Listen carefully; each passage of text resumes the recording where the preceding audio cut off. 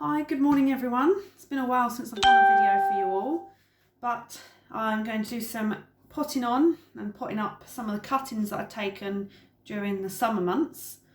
Now these are the osteospermums, so I did put some photos up a while ago of the fully grown ones that I have. I've got white and I've got orange. As you can see, these are growing quite well. So this pot here has just got one growing in it. I did put that on its own and that's doing quite well. You can see the roots are coming out the bottom, so that does need to be potted on. That's a white one and it's even got a little flower trying to come up. This pot here has got two in. I did originally have three in this pot, hence the gap that's here at the front, but that one died off and didn't make it. But this one and this one are doing well. Again, the roots are coming through the bottom, so I'm going to pop these on into separate individual pots.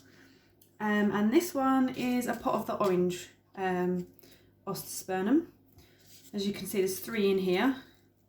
When I take my cuttings, especially when I do multiple ones in a pot, I always put them to the edge. I'm sure I might have said in a previous video, you always put your cuttings to the edge of the pot so that if it does rain, the water naturally runs to the sides of the pot and they'll get plenty of water there. But also, you can get three in a pot here and the roots aren't crossing over and preventing the others from growing because we've got plenty of room. Again, this one's only just got some roots coming through, so I'm going to still separate this one because there's three in there. It's going to get quite cramped for it.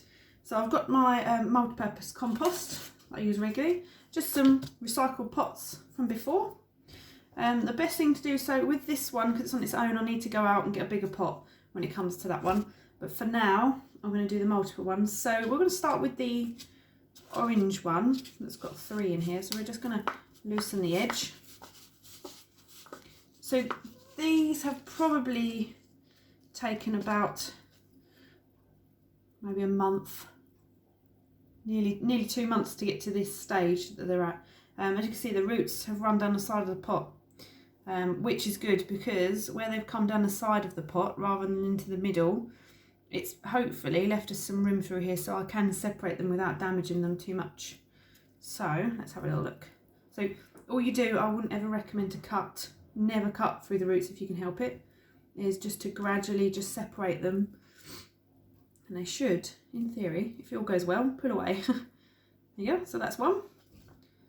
So all its roots are there, but when I pot it onto its new pot, I'm going to put it in the middle, purely so it's got a bit more room to grow. And once it's got that space there, it'll be fine. So we'll put a little bit of soil in. Pop it in there. Generally, I do try and label what I have, but between the white and the orange osteospermums, you can see they've got different leaves. So the orange ones, the leaves are quite spiky. I'll show you on the bigger one, whereas the whites aren't as spiky around the leaf. It's not going to hurt your spikes or anything, it's just a little bit spiky. So that's that one done. I'll obviously give them a water after I finish my video. So I'm going to put a little bit more soil in this one. I'm going to separate these two orange ones. Again, you just gently pry them apart. You will hear some breaking of the roots, but it'll be fine as long as you don't damage the main ball of roots that is at the top here. It'll be fine. I don't know if you can see on this one. Let's have a look, see if I can find a bigger leaf. So the leaves have got sort of spikes on them. Can't really see, the camera's not playing ball, is it? Let's see. Can't really see. Maybe I'll get a photo up for you guys later so you can have a look. Again, I'm going to put it back into the middle and try and get it buried to where it was before. Now, I'm going to put these ones up for sale once they've rooted a bit better. And then they should be all good to stay in the pots. Outside, obviously you don't have to bring them in, and then in the springtime you can just pop them outside into the ground or into a bigger pot, because they're probably not going to grow much more than this now for this time of year, purely because it's getting too cold for them. They need the heat really. I do try and keep these covered to allow them to keep growing, but once it gets cold, unfortunately there's no point taking cuttings of things unless there's certain plants that you can do that with, like the lobelia. I'll put some pictures up later, but I did take some cuttings of that because it is starting to do its regrowth. So hopefully I'll have some of them for you soon. And again, the chrysanthemum that I did put up before, that does its regrowth late December, I think. So I can take some, wouldn't really be cuttings on that, but I have to dig them out from the ground because they doesn't grow cuttings, it grows fresh from the ground up. So this next pot I'm going to do, I'm trying to get two same sort of size. That's all right. So now I'm going to put the white double one in.